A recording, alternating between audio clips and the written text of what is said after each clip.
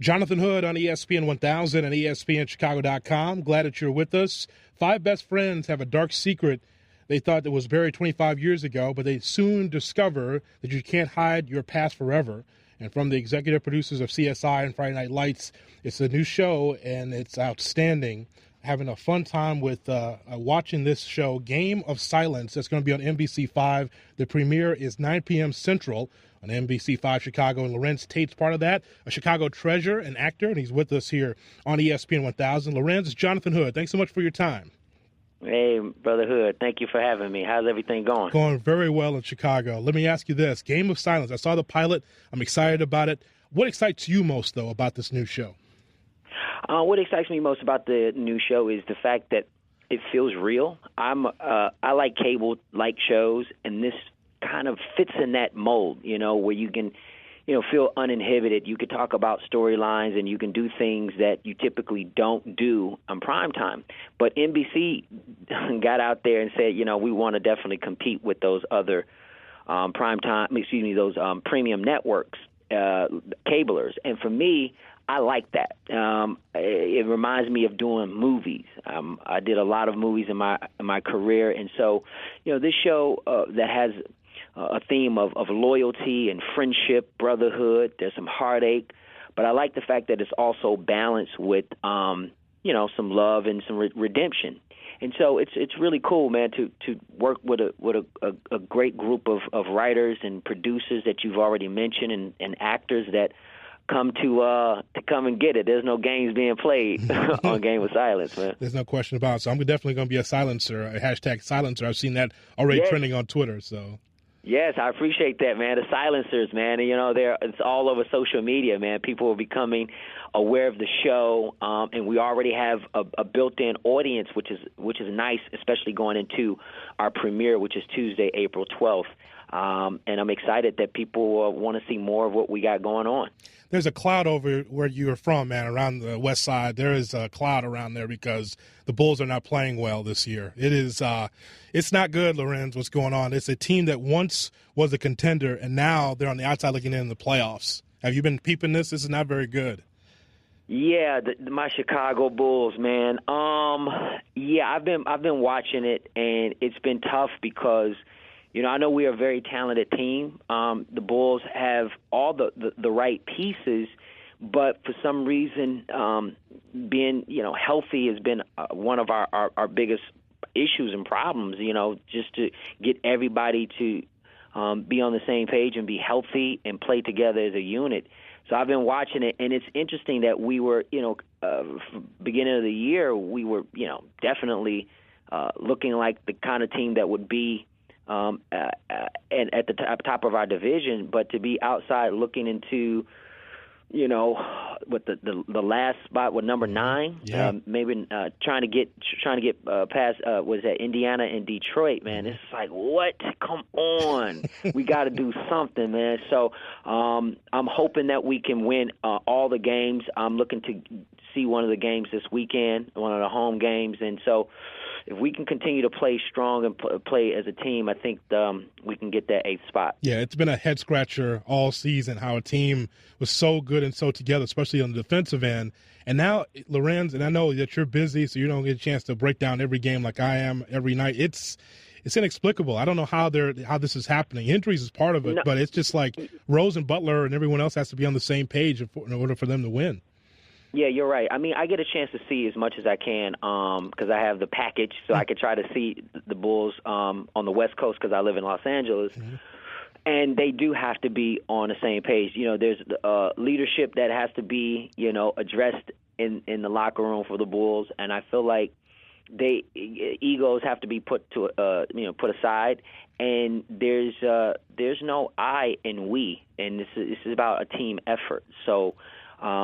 I know that the defensive tactics that we had with Tibbs was working. Now, under new coaching regime, it's just like that seemed to move away, and we're more of an offensive team, but we're allowing our opponents to score way too many buckets on us, way too many, especially the teams that we are supposed to beat. Like, it's not even a question. It's like, I know you start playing at the level of the talent, that you're against, but they're teams that continuously are beating us every time we visit them or they visit us.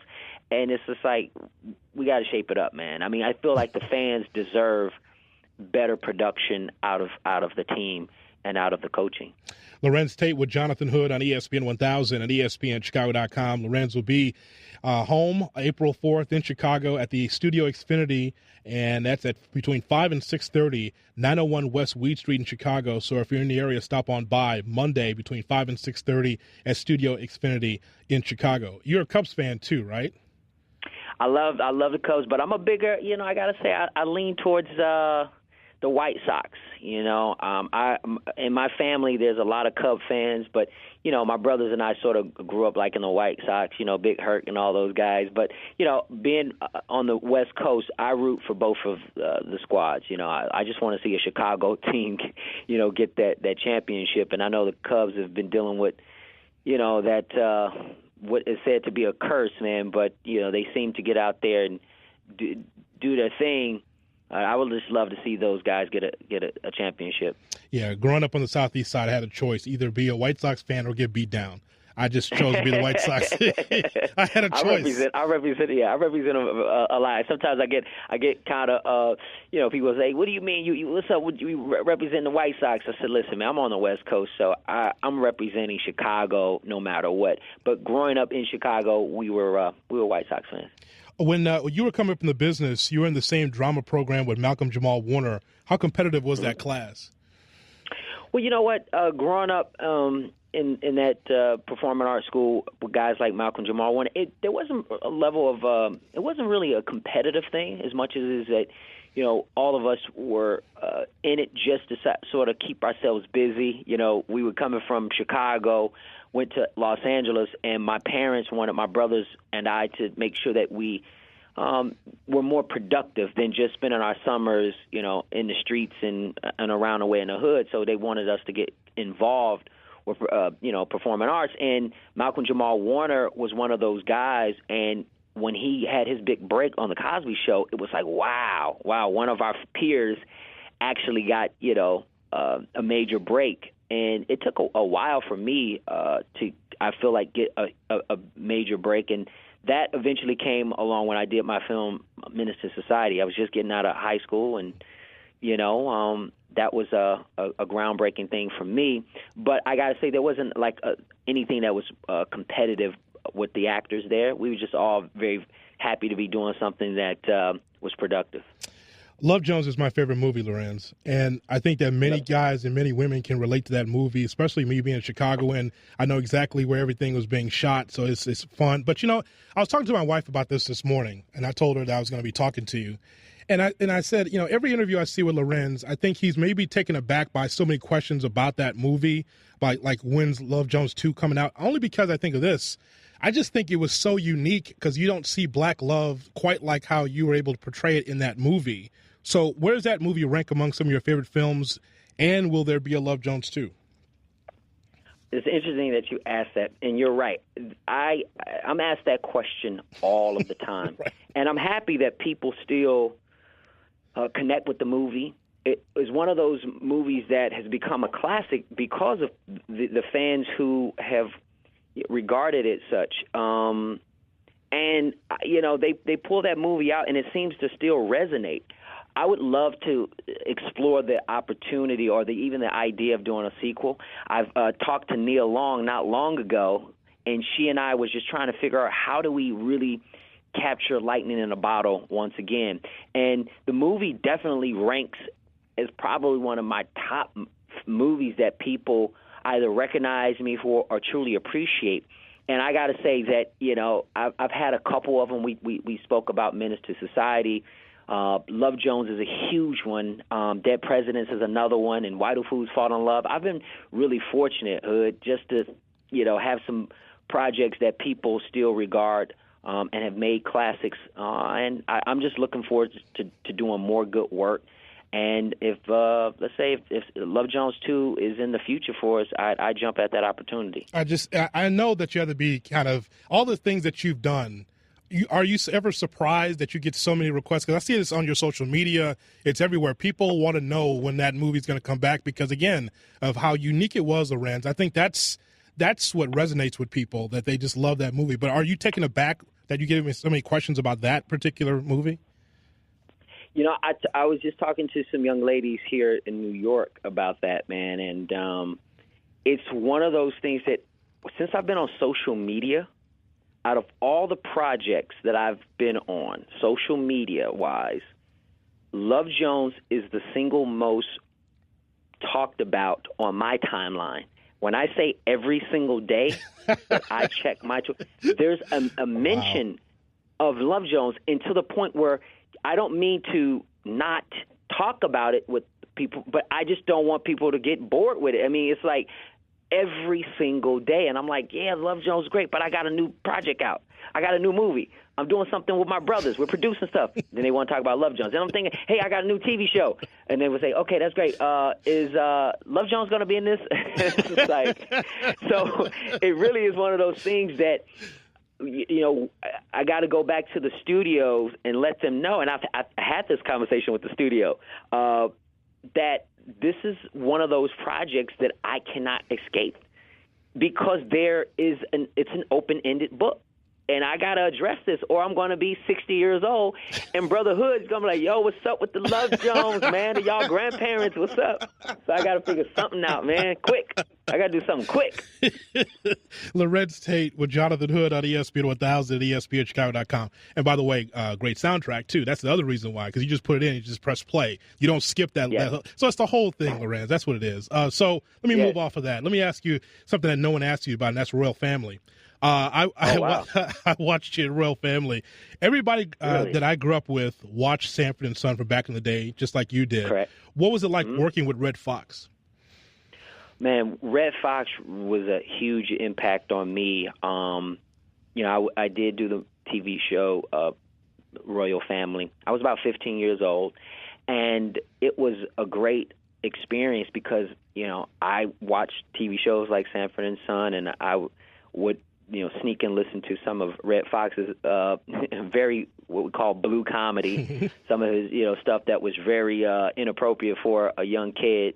But to be able to work with him was awesome because my grandfathers loved him. He kind of reminded me of my mom's dad in a way, and he really helped my brothers and I understand the business. I would be, I got to say that he really shaped my point of view on things because, if there were certain lines that I was doing in dialogue in a scene as a young 15-year-old actor, if it didn't seem right or feel real, Red Fox would tell me to change it. And I would say, well, I can't change it. He says, no, would you, a 15-year-old boy, would you say these things? And I was like, no. They said, that guy over there wrote that. He looks nothing like you. He sounds nothing like you. Put your own thing in it. And I was like, wow. So when I would go and go do auditions, I would sometimes change the dialogue or ad-lib one or two things to make it seem a little bit more real and honest. And Red Fox had a lot to do with that. The series premiere of Game of Silence takes place Tuesday, April 12th. 9 p.m. Central on NBC5 Chicago, and Larenz Tate's part of that. He's with me here on ESPN 1000 at ESPNChicago.com. When people ask you about Menace II Society, what are your memories of being in that movie? Memories of Menace II Society. We didn't expect the movie to do as well as it did. We were just, a bunch of, young guys, actors, and Hughes Brothers were young directors. They were 20, 21 at the time. And we just wanted to kind of tell a story of life in the inner city. It wasn't necessarily a movie for black folks because black folks kind of knew what that narrative was. It was for everybody who didn't know what was going on in the community. But it, was something that made a huge impact in Hollywood because we were all so very young. I was, basically a senior in high school, just getting out of high school when I did that movie. And that was a great times. It was great memories. It was a groundbreaking film for everybody that was involved. You had the Hughes brothers in the movie. You had Jada Pinkett Smith that was in that film. At one point, Tupac Shakur, God rest his soul, was casted to play the young Muslim in the movie. Through circumstances and disagreements, he did not do the film, and he was recasted. But, it was one of those early memories of my career. Saw you in a recurring role on House of Lies as Malcolm Khan, the brother of businessman. Some would say shady. I just say brother of the businessman, Marty Khan, played by Don Cheadle. How much did you enjoy that role and being on that show? Working with Don Cheadle was amazing. He and I worked together on Crashed. I played his brother on Crash, and he gave me a call and said, listen, I'd love for you to be on my show. And I was like, yeah. And I asked him, I said, so am I going to play your brother? I was just, joking around. He says, actually, I am. You will be, because we're looking to create an extended family member, and we want to cast the brother of Marty Khan. And he says, I want you to play my brother on it, Malcolm. And I said, sign me up. My agents were a little upset at the time because I just told him yes over the phone, sign me up, without them actually negotiating anything. But I said, listen, man, it's Don Cheadle, man. This is how we do business. I want to rock with them. It's a great show. It's funny. I like these, that sort of dark comedy that they have, and everyone is clicking on all cylinders. And for me to come in and have a great time with them was an opportunity that I didn't want to pass up. Larenz is going to be at Studio Xfinity in Chicago, 901 West Weed Street, from 5 to 6:30 on Monday, April 4th. If you're in the area, stop on by, get an autograph, get a picture with Larenz Tate. Last thing I have for you, when you have a lot of projects on the table, some parts you have to take a pass on. So is there a role that you regret not going for or not getting? Is there a role that I regret not getting? Not necessarily. There are movies that I've seen that I was like, okay, that was a cool movie, but nothing that I regret, because I'm a believer. What's meant for me is meant for me, and what's not, it's not. But there's some projects that that did really well that I wasn't in. I didn't do The Best Man. They brought that to me, which I really liked that movie quite a bit. A few others, but, I never wanted to do the same thing twice. And, like I said, what's meant for me is meant for me. That's a really good movie, though. You would have been nice in that movie. Yeah, I like The Best Man quite a bit, but I think those guys did what they needed to do. I felt that Tate Diggs did an awesome job, and he's a friend of mine. He's a buddy, and I've watched it a few times, and it's great. I felt like they were perfectly cast. What's your fondest memory of being in Chicago? You were young, but then you moved to California. But what do you like most about the city? Some of the fondest memories in Chicago were summertime, being on the West Side, spending time when we used to do block parties. We don't do block parties anymore these days. We'd everyone would gather up, block the roads off so there was no cars and there were kids. We would all sort of clean up the neighborhood, and then everybody would bring out their food and drinks and music, and every now and again you might get a fire truck that would come over, and we can kind of hang out with some of the fire department and have good food and the snow cones and pizza. Chicago's a pizza town. Being in New York, I used to live in New York for a few years. There's always a big argument about who has the better pizza, Chicago or New York. Right. And I like New York pizza. You hear me what I said? I like it. Right. But I love Chicago pizza, so there's no comparison. Let's go. Chi-Town all day. Right. I hear you, man. I hear you. Thank you for putting that out there. Thank you for putting it out there. I'll keep putting it out there. And I'm in New York representing. I'll put it out there again. Chicago has the best pizza. I'm going with that. It's not often I get a chance to talk to something that's my favorite. So you're my favorite actor on the favorite show and movie that I watch. So this has been a pleasure. I'm glad you spent some time with us. Absolutely. I appreciate you so much, man. It is Larenz Tate. Again, the show premieres 9 p.m. Central on NBC5 Chicago. It is Game of Silence. And again, you can catch Larenz April 4th. Check him out at the Studio Xfinity, 901 West Weed Street in Chicago, 5 to 6:30 here in Chicago. All right, glad that you're with us here. Jonathan Hood, this is ESPN 1000.